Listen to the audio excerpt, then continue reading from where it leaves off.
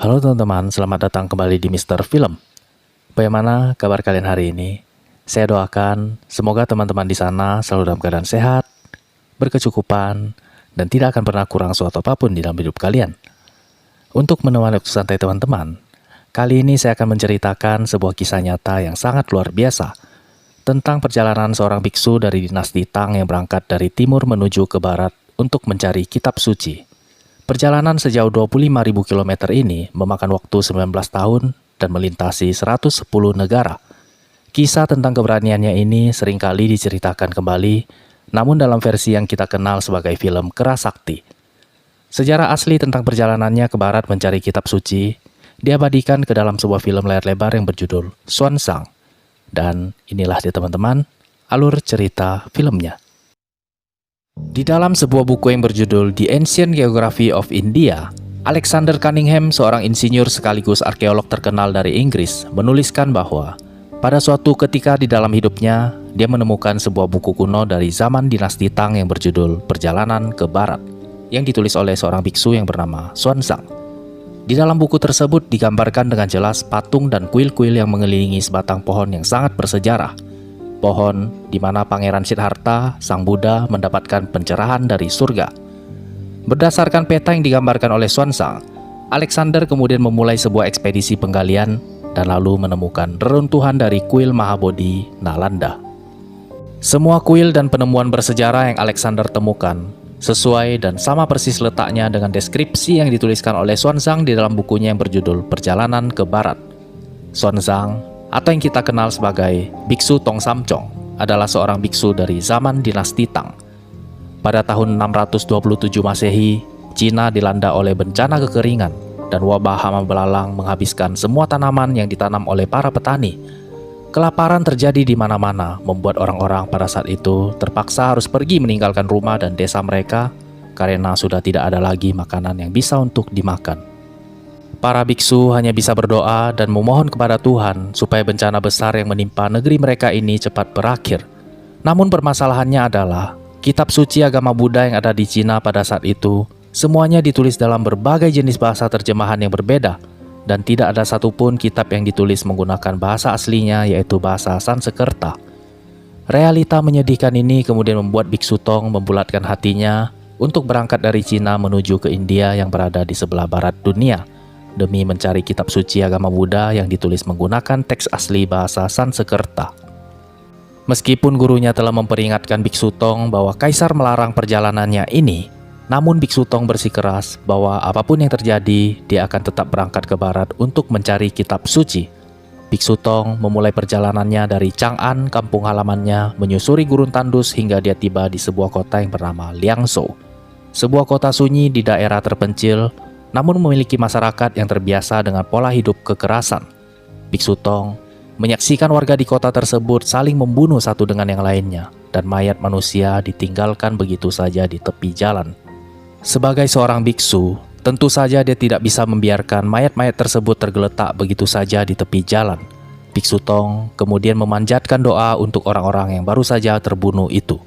Ketika dia sedang berdoa, tiba-tiba saja beberapa orang petugas penjaga keamanan kota berjalan menghampirinya. Biksu Tong kemudian dibawa untuk menghadap wali kota Liangzhou. Wali kota bertanya kepadanya, apa kepentingan yang membawa dirinya sampai di Liangzhou. Dengan rendah hati, Biksu Tong berusaha menjelaskan bahwa dia sedang melakukan perjalanan menuju Sidu. Mendengar tujuan Biksu Tong, wali kota kemudian bertanya, apakah dia memiliki izin untuk melewati perbatasan kota. Menyadari kesalahannya, Biksu Tong dengan jujur menjawab bahwa dia tidak memiliki izin sama sekali. Dia akan melewati perbatasan bersama para imigran gelap yang sedang berusaha lari dari bencana kelaparan. Jawaban jujur apa adanya dari Biksu Tong seketika membuat wali kota merasa geram dan langsung memerintahkan kepadanya untuk menghentikan perjalanannya. Mendengar keputusan wali kota yang begitu tegas, Biksu Tong kemudian berusaha menjelaskan bahwa dia melakukan perjalanan ke barat demi membawa pulang kitab suci ajaran Buddha untuk diajarkan kepada seluruh rakyat negeri Cina. Namun ternyata penjelasan dan niat mulia Biksu Tong sama sekali tidak diindahkan oleh sang wali kota. Malahan, wali kota mengancam bahwa dia akan mengeluarkan perintah penangkapan kepada semua kota yang akan dilalui oleh Biksu Tong. Walaupun mendapat kecaman keras dari wali kota Liangzhou, Biksu Tong tetap melanjutkan perjalanannya. Setelah kembali mengarungi padang gurun tandus, tibalah dia di kota selanjutnya yang bernama Guazhou. Ketika sedang meminum semangkuk bubur yang disedekahkan oleh seorang tukang bubur, tiba-tiba saja Biksu Tong kembali dihampiri oleh polisi di kota tersebut. Biksu Tong kemudian dibawa ke kantor polisi untuk dimintai keterangan. Di dalam kantor polisi, tampak seorang kapten muda telah menunggu kedatangan Biksu Tong. Sang kapten kemudian menunjukkan kepadanya selembar surat perintah penangkapan yang di dalamnya terdapat gambar sketsa wajahnya. Kapten kemudian bertanya kepada Biksu Tong, apakah benar gambar di dalam surat perintah penangkapan tersebut adalah sketsa wajahnya. Sang kapten meminta Biksu Tong untuk berkata dengan sejujur-jujurnya. Biksu Tong kemudian memberitahukan kepada sang kapten bahwa namanya adalah Xuanzang, dan benar, itu adalah gambar dari wajahnya. Sang kapten yang mendengar kejujuran Biksu Tong kemudian terkejut, karena selama dia menjabat sebagai seorang kapten polisi, baru kali ini dia melihat seseorang yang tidak mengelak dari kesalahannya.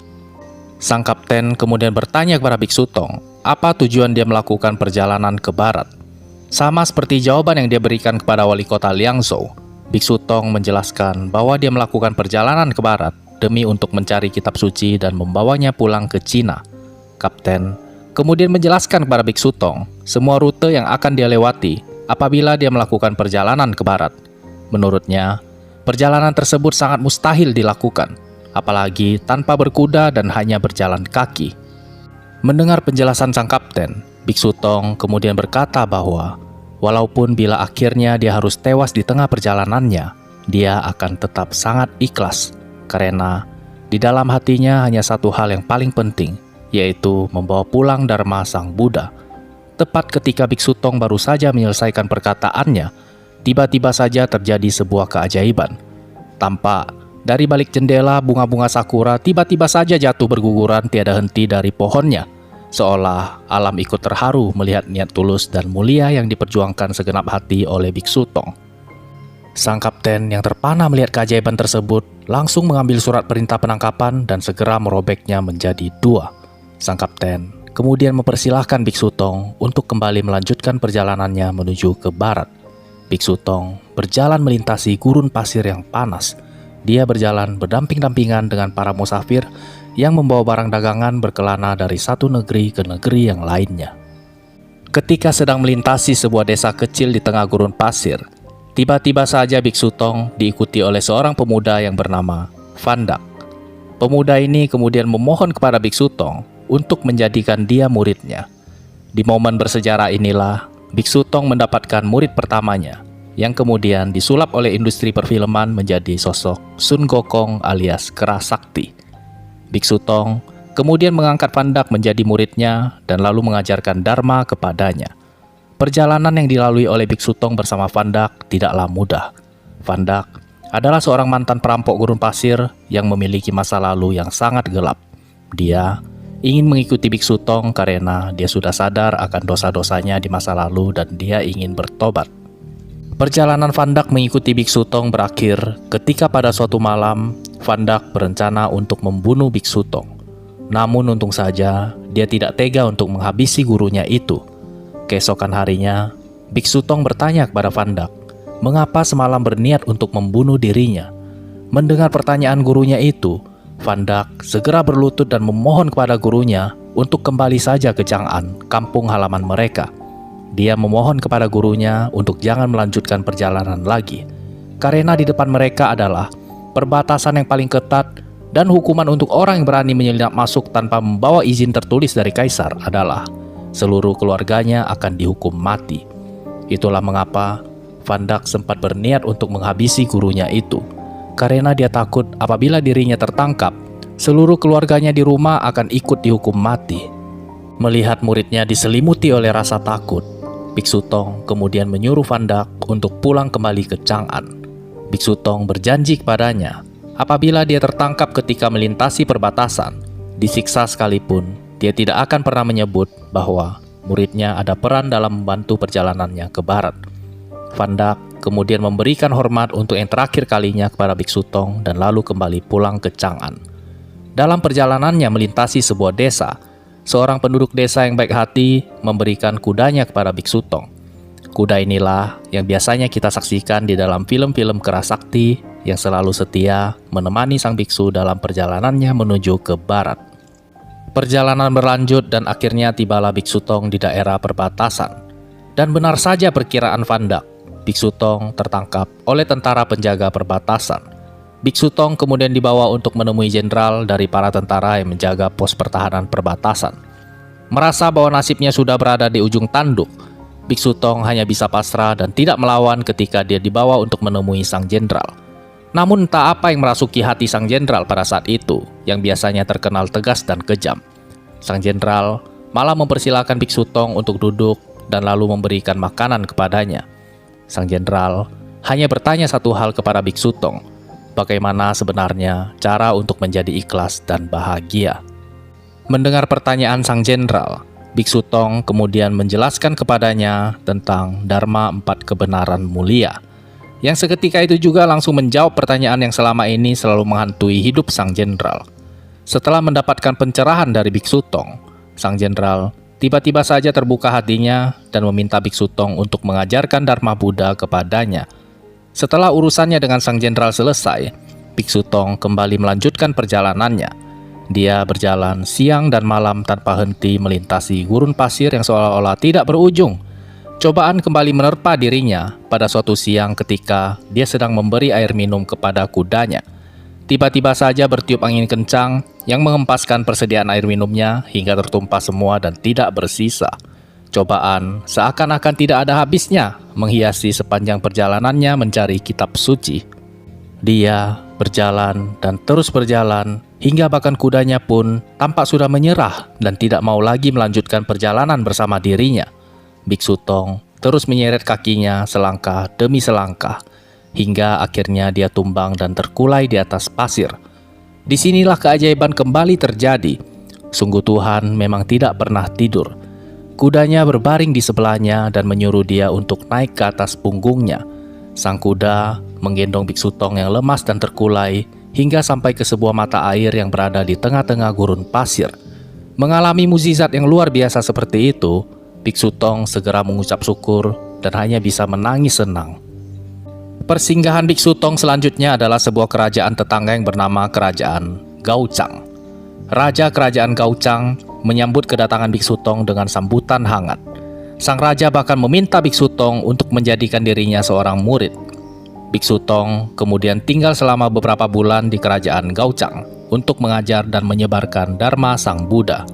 Hingga pada suatu hari, tiba-tiba saja sang raja berusaha untuk membujuk Biksu Tong untuk melupakan perjalanannya ke barat untuk mencari kitab suci.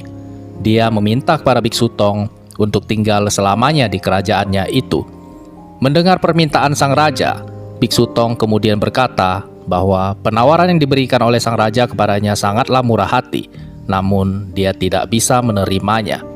Jawaban dari Biksu Tong tersebut ternyata membuat sang raja menjadi marah.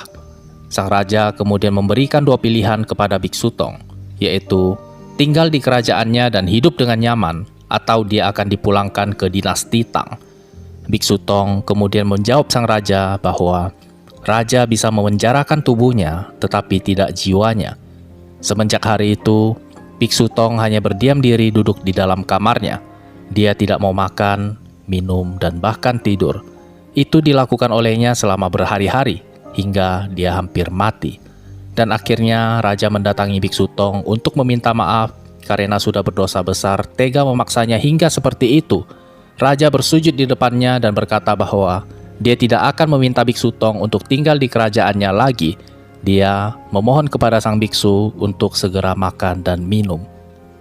Selepas dari kerajaan Gaochang, raja mengabarkan kepada semua negeri tetangga bahwa guru dharmanya Biksu Tong akan berkunjung ke tempat mereka. Semenjak hari itu, Biksu Tong selalu diterima di semua tempat yang dia lewati, dan bahkan selalu diperlakukan sebagai tamu besar yang dihormati. Sang raja juga memerintahkan kepada beberapa prajurit terbaiknya untuk mengawal dan membantu semua keperluan Biksu Tong sepanjang perjalanannya menuju ke barat. Satu persatu negeri mereka lewati, musim berganti, dan akhirnya Biksu Tong mencapai Sidu, India. Kini perjalanannya menuju ke barat telah berakhir. Para biksu di Sidu mengadakan sebuah upacara besar untuk menyambut kedatangannya. Setelah memberikan hormat kepada sang maha guru yang ada di Sidu, Biksu Tong kemudian tinggal di Sidu untuk belajar Dharma Buddha. Selama 5 tahun, Biksu Tong tinggal di sana untuk belajar dan menyalin semua kitab Buddha yang masih asli dan ditulis dalam bahasa Sanskerta. Setelah menyalin semua kitab dan memahami Dharma Sang Buddha, kini saatnya dia harus kembali ke kampung halamannya. Sebelum meninggalkan India, Biksu Tong menyempatkan diri untuk singgah ke sebuah pohon di sebuah kuil suci. Pohon di mana Siddhartha Gautama Sang Buddha mendapatkan pencerahannya dari surga. Dia mengucapkan syukur yang sebesar-besarnya karena telah diberikan kesempatan untuk berdoa di bawah pohon yang sama dengan Sang Buddha. Dalam perjalanannya pulang, Biksu Tong melintasi sebuah desa di mana dia bertemu dengan sepasang suami istri yang bersujud dan memberikan makanan untuknya. Biksu Tong kemudian menolak buah-buahan yang diberikan oleh mereka dan menyuruhnya untuk menjualnya ke pasar saja. Dia hanya meminta bantuan untuk ditunjukkan jalan menuju desa selanjutnya. Dalam perjalanannya itu, Biksu Tong bertanya kepada pria yang membantunya, mengapa memakai topeng untuk menutupi wajahnya. Pria tersebut bernama Jayaram. Jayaram kemudian menjelaskan kepada Biksu Tong bahwa dia adalah yatim piatu sejak kecil. Dia menjadi seorang budak di sebuah keluarga yang kaya. 6 bulan yang lalu, rumah tuannya mengalami kebakaran. Di tengah kobaran api, dia berusaha menyelamatkan putri tuannya yang terjebak di dalam kamar. Dia kemudian disalahkan oleh tuannya atas kebakaran yang terjadi dan dituduh telah menodai putri tuannya. Sejak hari itu, dia dikutuk oleh tuannya dan harus menggunakan topeng untuk menutupi wajahnya. Biksu Tong kemudian bertanya kepada Jayaram, apakah ada cara untuk mengangkat kutukan ini? Jayaram kemudian berkata bahwa hanya Brahmana yang dapat melepaskannya dari topeng. Namun, siapalah yang mau kasihan kepada budak seperti dirinya? Merasa iba kepada Jayaram, Biksu Tong kemudian menghadap Brahmana, pendeta suci agama Hindu, dan memohon kepadanya untuk sudi mengangkat kutukan yang telah dijatuhkan kepada Jayaram. Brahmana yang sangat menghormati Biksu Tong kemudian menyuruh Jayaram untuk mandi di sungai Gangga setelah 10 hari, maka kutukannya akan dibersihkan.